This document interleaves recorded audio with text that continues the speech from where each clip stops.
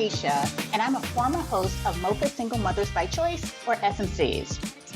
Like you, as an SMC, I decided to become a mother knowing I'd be the sole care provider and parent for my children, at least at the outset. The Mocha stood for Black, so I'm using the word Black, and I'll be discussing being a single mother by choice from a Black woman's lens. You'll connect with all the interesting and fun things about this non-traditional path, like discussing which sperm to use and some hard truths about fertility and the realities of dating as a single mother who doesn't have a co-parent to rely on occasionally, and what it's actually like to parent as an S&C. This is the Black Single Mothers by Choice podcast. My name is Elise Daniel. I'm an embryologist. I've been an embryologist since I graduated with my degree in genetics in 2018. So I'm still a little young. I'm still a little new to the field, but I've really found my place. I'm an embryologist. So I am the person who is growing embryos. I do egg retrievals. We're inseminating eggs back in the lab. We're doing semen analyses, thawing samples for insemination, all of that sorts of things. That is what I do on a day-to-day basis. And I do have an Instagram as well as a TikTok. I post a little bit more on TikTok for the visuals, and my TikTok is just Elise the Embryologist. A lot of people think I went to a specific school to do this, and I didn't. You only have to have a certain number of science credits, which you can get with a bachelor's in science with any science degree. And then I worked my way into embryology just through training on the job, which is a great perk of this field. I always had some interest in reproductive medicine, reproductive health, as well as women's health. And with my background in genetics, a lot of what we are learning is developmental biology, cell biology, all of those sorts of things. And I always thought it was very interesting. So I knew I didn't want to go to med school. I was too tired. I was burned out. Oh, no. Yeah, school is hard. So any of you out there who are in school, you got it. It's worth it in the long run. But I just did a quick Google search on what can I do in reproductive health with this degree. And I found the whole world of the IVF lab and embryology. And I reached out to a bunch of clinics in the area just to get some shadowing to see if it was for me. And that's how I am here today. I stuck on with the only clinic that got back to me. And at first, I really wasn't sure if this is something I wanted to do.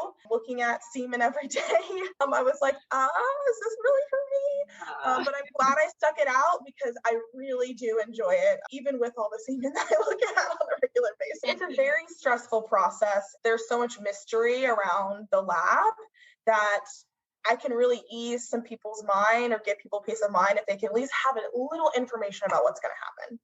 And I will say that it is such a pleasure to have a Black woman in the field. And if you're lucky enough to have a Black embryologist come out and tell you, break it down in approachable details, easy to understand language, that here's what you should worry about, here's what not to worry about so much, but let me explain to you what's going on here. I thank you. And I'm so glad that you ended up choosing this field and to be a cell biologist. I was a biology major, and hats off and kudos to you. And I will say, just having a little bit of that background helped me in being able to decide what my next steps were going to be. And so to have a medical professional who can come and convey that information to laymen, I think is awesome. So thank you for coming and chatting with us. Yeah, the diversity is so important because infertility affects everyone, no matter your race, your gender, any of that. And there definitely is a lack of diversity, as you two know, in just the world in general, and especially on my side as a clinician. So to be able to spread awareness to hopefully other diverse future embryologists, we'd love to have that diversity in the field. So let's jump into it. So with the egg, right? Since we're on the side of the conversation, can you tell a little bit about the egg retrieval process? Right? So you go in, you get sedated, you wake up, you got these eggs, and the embryologists, they're coming in between the screens with their little scrubs on. You see their eyes. Take us through some of the things that we've heard. You've done the retrieval, you get mature eggs, you get immature eggs, M1 eggs or M2 or 4 eggs. What does that mean at the outset? So as an embryologist, we are not the ones actually performing the egg retrieval. The doctor's performing the egg retrieval, and we get the follicular fluid from the doctor in a little tube, and we are looking through that follicular fluid for those eggs. So if you've gone through an egg retrieval, you feel bloated and very big. Yeah, that's because your follicles in your ovary are very pumped up. We are trying to get as many eggs as we can, and so you feel uncomfortable. So once we get those eggs, we are sifting, like I said, we're sifting through those tubes to look for cumulus cells. The cumulus cells are what surround your egg to protect them naturally in the body. We can see those as embryologists, and we hope that there's an egg in there. So we can see a tiny little egg with cumulus cells around them, and so we're pulling those out. If you are doing ICSI, which is intracytoplasmic sperm injection, that is where we inject the sperm directly into the egg, we have to remove those cells. The sperm naturally produce enzymes that break those cells down, but since we're not doing it naturally, we have to help them. And so when we remove those cells, we get 3 different types of eggs that we can see. An M2, which is a mature egg, those are the ones that we can inject. We get M1s, which are immature eggs. Sometimes they will pop a polar body, which makes them an M2 within the time of stripping and ICSI, but we cannot inject those. They will not fertilize. And then we get something called a GV, which is a germinal vesicle. And that is actually when you are born, you're born with all the eggs you will ever have. That is the state that your eggs are frozen in, if you will, paused in until they mature during your follicular phase of your cycle. So the reason we get those when we're doing retrievals is because your body isn't naturally releasing them. Your body doesn't naturally release immature eggs or GVs, but when we're going in there and physically removing them from the follicles, we can get some of those immature types of eggs. So it really depends. So we can have patients with 10 eggs that have 4 immature eggs, and so we end up with 6 usable eggs, or we can have a patient with 40 eggs who also only has 4 immature eggs. It's more likely to have immature eggs the higher number you get, but there's not really a great correlation with higher egg numbers means half of them are going to be immature or anything like that. When you're going for your scans to measure the follicle size, that gives us a better indication on how many mature eggs we can expect, because a smaller follicle is more likely to be an immature egg. The doctor is trying to drain the biggest follicles because those are more likely to have mature eggs. I have a question. In our space, we have people who range in age from like mid-20s to mid-40s. Is there a visual difference between a 20-something's egg and a 40-something's egg under the microscope? Not necessarily. We do see higher instances of egg quality issues in the older that you get, but someone young can also have egg quality issues. We can't visually see DNA damage, which is more common over the age of 35, but we can see things like vacuoles, like smooth endoplasmic reticulums, which really can happen in all age ranges. And it's more of a quality versus like DNA issue. So like a structural issue as opposed to structural versus DNA integrity.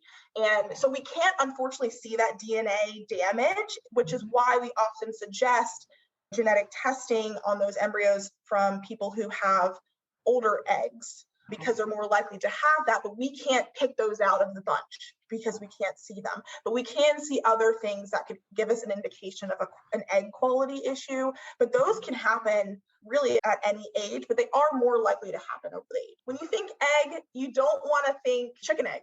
You don't want to see an oval. You don't want to see any sort of oblong shape. You want it to be pretty spherical in shape. So that symmetry is important. We don't want to see any oblong shaped eggs or anything like that. They should look very circular. So Elise, in our space, there are 2 other types of conditions that come up a lot. We have the people who have PCOS, and then we have people who have different forms of endometriosis. Visually, is there a difference between eggs from a person with PCOS, aside from the number of eggs, And then also the same question for endometriosis. So visually, we don't see a difference. Like you were saying, Aisha, it's more number-wise. So a patient with PCOS, we may expect lower numbers. They're going to have a very high AMH, which can give this impression that they have a great egg reserve. But after a certain point, we're like, oh, that's an indication of PCOS because those cysts are releasing hormones that boost that AMH. So it's like they're faking you out. But in terms of the look, they really look pretty much the same. Same with endometriosis. We may have lower egg numbers. We may have the same amount of egg numbers, but we can't visually see. And that's the problem with a lot of this is we can only do so much diagnostic testing because some of this stuff we can't see. We can't see DNA damage. Sometimes it's very hard to tell whether it's a sperm issue or an egg issue. So we're doing our best here, but some of this is still newer and there's not enough research for us to get visuals on some of these things. So unfortunately, visually they look great, but those deeper insides are things that we can't see. So our general recommendation is if you are over the age of 35, you don't want to be trying more than 6 months to conceive. If you've been trying for 6 months and you haven't conceived, you want to see a specialist. If you're under the age of 35, and you haven't conceived in a year, then you want to see a specialist. And those recommendations change whether you have PCOS or endometriosis. So if you're 27, but you have known PCOS and endometriosis or a combination of other things, 6 months. You don't want to wait too long because the longer you wait, the lower your chances are, especially when you're getting over the age of 40. So my biggest advice is don't wait. Don't wait too long. I will say for the general population of people who don't have fertility issues, your chances of getting pregnant every month is only about 30%. So when you're over the age of 40, that gets even lower and even lower. So if you're waiting too long, we don't want to wait to the point where your options are very limited. The earlier you get in, the better your success rates are going to be. Yes, you can learn a lot from a diagnostic workup. So before a patient's even doing TDIs or IUIs, we're doing diagnostic tests. We're doing HSG, which tells us if your fallopian tubes are open. We're looking at AMH, which tells us ovarian reserve. We're looking at antral follicle count, which can also give us an idea of ovarian reserve. So if those things are lower, we may say, let's go straight to IVF. Your AMH is less than 1. You've got 1 antral follicle. You may be missing a tube or have a blockage in a tube. IUI may not be an option for patients over 40. IVF may be their only option.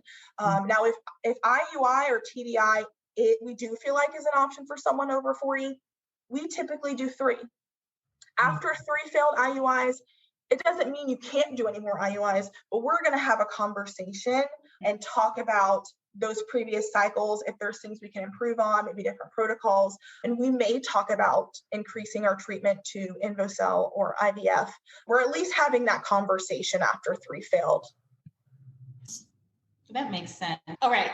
So let's shift gears just a little bit to talking about now the other component, which is the sperm component of this whole trying to get pregnant thing. So we have women that come from a broad range of trying to conceive and thinking to parenting. And so now we're getting an influx of women who are saying, I'm looking to get started. Help me figure out how to choose sperm. And so questions that we get tend to be around African-American donors, CMV, and most recently we had a question about blood type. So can we start first talking about sperm in general? Is a semen analysis really important? When you go into, if you are a partnered person, when you come into the clinic, that's going to be one of the first tests they ask you to do is the semen analysis because it's 50% of the piece here. Sperm is so important. When you break down the types of infertility, male factor infertility is about 30% of cases. 30% is the female or egg, 30% is the sperm provider, 30% is both, and 10% is unexplained. So you combine those two, 60% is sperm issues or in combination with sperm and egg. So Sperm is very important. So that's 100% something I would really advise someone to do if they're planning on using a known donor. Make sure they're getting a semen analysis. Make sure they're getting some just basic blood work done. Infectious disease testing, contracts are very important for those that are using known donors. But that's very important. And they're relatively cheap compared to other diagnostic tests. You're looking between free, if it's covered by your insurance, to a couple $100, $200 to $300 is worth it to at least know they have sperm. You don't have to do some of the advanced sperm testing, but you want to know they have sperm. Yeah. All right. So now the second question we get is about CMV. What is the impact of CMV on the whole IUI, IVF process? Yeah, so CMV is definitely important for people who are planning IUIs or home inseminations, that sort of thing. It's not as important for IVF with ICSI because we're washing the sperm, and the chances of there still being virus on the one individual sperm that we're injecting to the egg is very low, because it's something that's usually found in the ejaculate, not necessarily in the physical sperm cell. With anything, HIV, other sexually transmitted diseases, in the ejaculate, not the actual sperm cell. But it's very important to look at CMV status when you are choosing a donor, known or anonymous or otherwise. You don't want to, if you are CMV positive, you can choose positive or negative. If you're CMV negative, you only want to choose a donor that's CMV negative, because if you choose a donor that's CMV positive, there's a risk that you could have CMV from that donor. And it's very similar with, obviously, they're all tested for infectious disease, but blood typing is also another thing to consider. Now, I know there are some people who aren't seeing a fertility specialist before they conceive, because you can buy donor sperm without seeing a doctor, but you want to make sure you've talked with the cryobank. They can advise you on these things. If you're concerned about your blood type or any of those sorts of things, that's what they're there for. Message them in the chat, send them an email, give them a call. You do need to know your own blood type, but they can advise you on what blood types are okay, which ones aren't. It's not necessarily as big of a concern trying to conceive. It can have some negative impacts on trying to conceive, but our biggest concern is in pregnancy and during delivery, when there's those blood typing conflicts. Yeah, I had a blood type conflict with my second pregnancy due to something that happened with my first pregnancy, and which caused me to have a series of miscarriages, but also to have to switch donors at the very end of my trying. And I had to switch to the donor who had the same blood type as me, just to rule out everything and avoid any catastrophic outcomes. So yeah. Okay. Yeah, definitely something to consider and to talk to the sperm bank about, or if you're using a known donor, at least go for a consult just to make sure you're covered. A lot of times you don't want to spend too much time. The more times you try to conceive, the more money it is. So if you can, and the more heartbreak potentially. So if you can avoid that by at least getting some peace of mind in terms of CMV status or blood typing, it's worth it. It's worth the heartbreak. It's in the long run, it'll save you some money. Probably my number one most asked question among all the platforms that I'm on is embryo grading, because it's important to an extent. And most clinics use a very standard structured grading system. And if what I'm describing in the next couple of minutes isn't what seems familiar to you, your clinic may have their own specific grading system. Sometimes they do that. Just ask. Most of the time, they're often willing to explain it to you. So there are three things that we're looking for when we're grading an embryo. The first is expansion. That is graded on a scale of 1 through 6. And that's the very first thing in the grade. So you'll see a 4, a 3, a 6, 1, all of those sorts of things.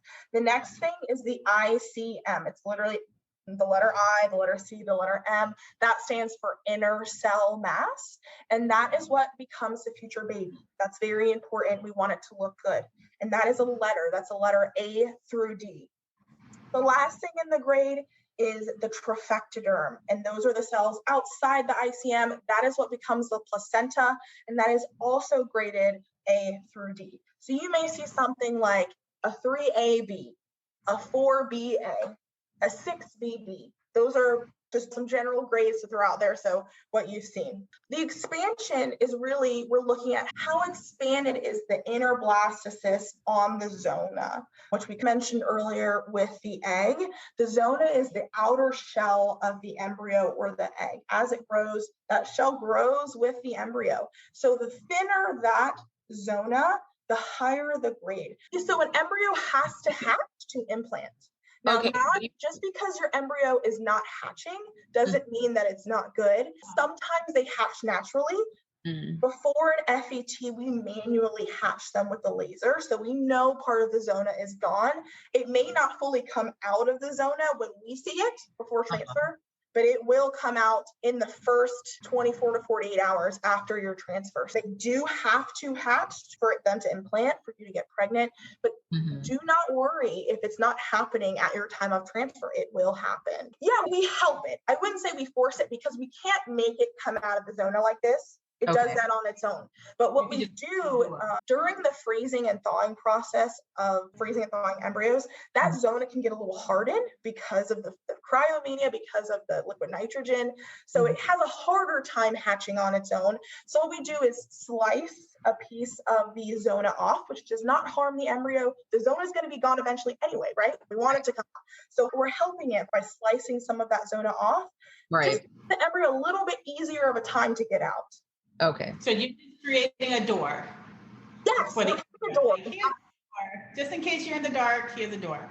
Okay, so when I was going through my IVF process, we went through, I guess the gold standard is to get a 5-day embryo, but now we're moving toward 5-day, we have 6 days. And then for me, I actually had a couple of 7-day embryos. So can you talk us through, because I know some people, when they get to 7, they're still quite nervous if that one is even going to do anything. So can you take us through the differences between the day embryo? Absolutely. So our goal is to have embryos fully mature on day 5. That is what you typically see naturally in the body, is day 5 is when the embryo should be fully mature. But that doesn't always happen, and it doesn't always happen naturally. That's what the research shows. But there are plenty of viable embryos that are on day 6 or day 7. Some of them take a little bit longer to fully mature, to a point where we feel like they are high enough quality for us to transfer, to freeze, to biopsy. Now, day 6 and day 7 embryos have slightly lower pregnancy rates, and I'm talking like few percentage. It's not like day 5 is 90% and day 6 is 40%. Yeah, so it really depends on the clinic. At our clinic, we don't do day 3 checks at all. We don't do day 3 anything. We're not transferring on day 3. We're not freezing on day 3. Because day 3 embryos actually have a lower chance of pregnancy than day 5 because they're not as mature. Not all the embryos you have on day 3 will make it to a day 5 blastocyst. So that's why we wait, because they have higher pregnancy rates. Some clinics will only do day 5. It is what it is. If you don't have anything on day 5, that's it. I would say that's a very few and far between. Most clinics are culturing out to day 6, potentially day 7. We will culture all the way out to day 7, but usually by day 6, we can tell which ones have done all they're going to do and which ones have some potential for another day. So when you get a report on day 5, that might not necessarily be the end all be all. As embryologists, we can see embryos that have potential, if you will, ones that we think will look better the next day. Now, we don't always know. They can change a lot in 12 hours, but we can say these two look early. We call them early blasts. Their zonas are still very thick. They may be considered a 1 on expansion, but they're organizing, they're starting to develop, and we're going to check them again the next day. So mosaicism is becoming a lot more known because the genetic testing for PGTA has gotten better. So a mosaic embryo, when we send out biopsy samples, we are sending out a few cells, 6 to 8, of the trophectoderm, which is what becomes the placenta. We send those off to a genetic testing company. They look at the DNA. And for a mosaic embryo, some of those cells have normal DNA, and some of those cells have abnormal DNA. So it's not like all of them were normal or all of them were abnormal. There's some in between. Some of them were normal and some of them weren't. And that's what we call a mosaic. And there can be high levels of mosaicism and low levels of mosaicism. So if a lot of the cells are abnormal and there's just a few that are normal, that's a higher level. If there's only 1 or 2 cells that had abnormal DNA, that'd be considered a low level mosaic. Those are transferable. Oftentimes those are the ones you transfer last, or if that's at a patient's only embryo will transfer Mosaic, but we do like our patients to have genetic counseling on that, because we can tell, the genetic testing company tells us what genetic abnormalities those abnormal cells had. So the normal ones were normal, but the abnormal ones may have had deletions here, deletions there, additions here, or whatever. And the genetic counselor can counsel a patient on what that could mean for a future child. But there are normal, genetically normal children that are born from Mosaic embryos. Elise, can we talk a little bit about the names for the testing? Because when I was trying, we had PGS, and I think you mentioned something like PGTM, or what have you. What do the different terms mean, or are they the same? PGS and PGD are the older terms, if you will, for those testing.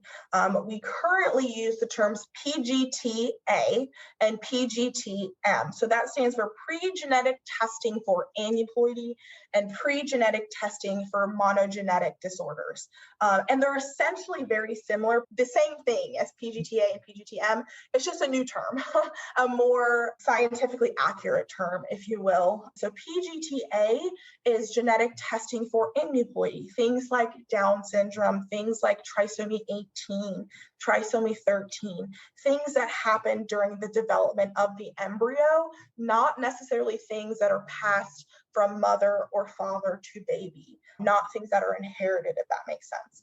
Okay. PGT is testing for a monogenetic disorder, things that are inherited, cystic fibrosis, muscular dystrophy, sickle cell, things that you carry genetically, you or your partner, whoever is the sperm component. So we can that would be PGTM, that would be for that specific genetic mutation. Now that does require markers, because sickle cell isn't necessarily genetically the same in every person. So I'm thinking like Huntington's, you have all of these repeats of a specific genetic component, and that's what causes Huntington's. Some people have more of those repeats, some people have less, but they're all still Huntington's. So you have to have specific markers made for you and whoever the sperm component is. And then we can send off our biopsy sample, those 6 to 8 cells, and they can tell us whether that embryo has sickle cell, because if you and the other person are both carriers, that embryo can either have sickle cell, be a carrier for sickle cell, or not have sickle cell at all.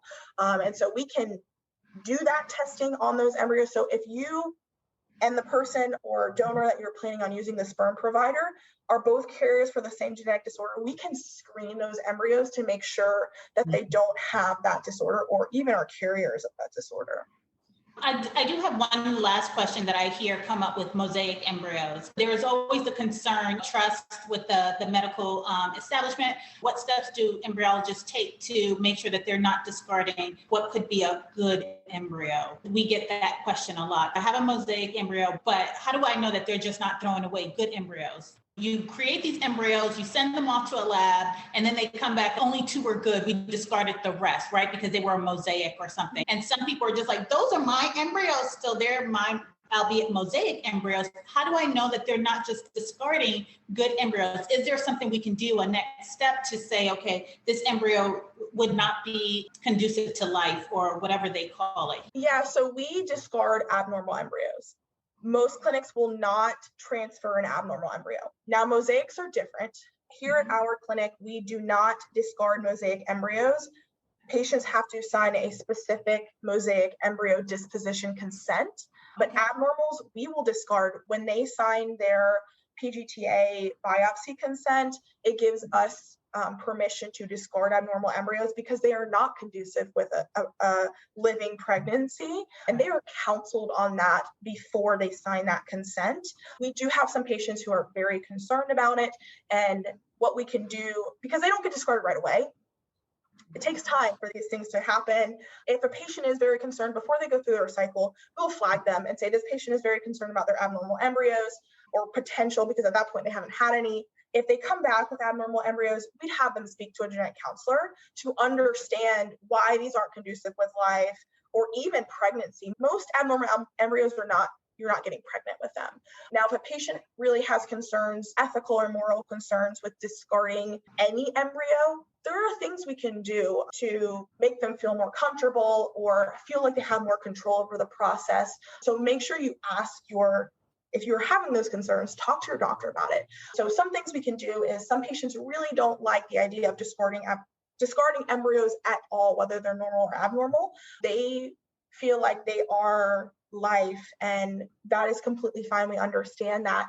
Ultimately, they will be discarded, but some patients have asked to take them home and bury them privately, have their own private moment with those embryos or those babies that could have been. And we don't have a problem doing those or allowing patients to have special requests. We can often work with special requests. You just ask.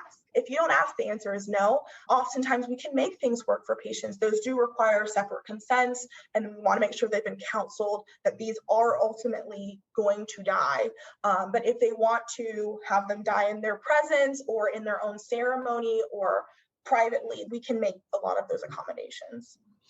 Absolutely. If you are having extra embryos and you want to know what your options are, my biggest thing is ask your doctor at your clinic, because there are a lot of things we can do that patients don't always know about, because when you're going through this process, you're throwing so much information. So we're not also going to throw all this other stuff at you. It's just too overwhelming. So you're concerned about the things, always talk to your doctor. But most clinics have some sort of anonymous donation program. A lot of clinics don't have a traditional adoption program where you're knowing who you're giving embryos to, or they're matching you with the recipient, because they don't have that infrastructure. We don't have the capacity to do something like that. But a lot of clinics do have an anonymous donation process where you are now signing over your rights to those embryos, and we can offer them to other patients. It's all anonymous. The recipients don't know who you are. You don't know who the recipient is. If you're wanting a more known or open adoption sort of situation, there are some organizations out there. Some are religious based. You have to do your research on if those are right for you. But there's also other ways to meet someone who's looking for embryos. If you have extra embryos, there's lots of Facebook groups now. You got to make sure you're doing your screening here, and definitely. You have to weed out the crazies sometimes. Yeah, that's really funny that you bring that up, because I actually just had a whole bunch of my followers on TikTok tag me in a video where this girl was going through IUI and someone freaked her out in the comments. And so then she was all paranoid that this wasn't her sperm. She was very sweet. She was literally in tears. I felt so bad. She was so stressed out about it. And it's so unlikely to happen. If it did, you would hear about it. The reason that it comes up is because it is so rare. So when something like that happens, it's all over everything because it doesn't happen. So there are some things that we do to make sure that the sperm sample you're bringing in is the sperm sample that you're then inseminated with an hour later. Mm-hmm. When a patient comes to drop off their sample, we're checking their ID, we're checking all of their consents, we make sure they know what they're there for. And then once it gets into the lab, everything that sperm touches, whether it's tubes, if it's going from cup to cup or centrifuge to incubator, has a label on it. So it has your name, your partner's name, and both of your date of births, as well as your medical record numbers. All of that sort of thing is on everything that we touch. So when we get sperm in from California Cryo, Fairfax, Zytec, any of those donor banks, there's paperwork that comes with your name on it and the donor that you have chosen. We double check that the donor that's on the page is the same donor that's in the tank. And then when we pull it out to thaw, we do the same thing. We check again. And then since that's your sperm, we're putting your name on it, not necessarily the donor number, but we pull the label off the vial and stick the vial on the paperwork. And so when you go in for your insemination, you check your name on the vial that they're about to inseminate you with. And then they can also check the sticker with the donor number to make sure that donor is the donor you're expecting, because if we take the label off, we want to make sure patients still see it. So all of those things are things that we are taking into consideration. And we also only process one sample at a time. You're never going to have an andrologist processing 2 samples at once, because that's how things happen. You're doing one at a time. There's not even another sample in the lab or in your space. There may be another sample in the lab, but it's across the way in a different incubator. You're not working on more than one sample at a time. Yes, thank you. I feel like we've gone from to 60 and now we're ready to birth this baby. So y'all go get your baby. And thank you, Elise. For those young people out there, consider this career path. Give me a call. I will happily talk to you about it. Well, Pod, thank you so much for taking the time to listen. If you like what you've heard, please share this podcast with your girlfriends, and I'd love to hear your thoughts about the topics covered in this episode. So email me at mochasmc@gmail.com. If you found value in the topics covered, consider making a donation using the link in the show notes below. Till next time, Pod. Bye now.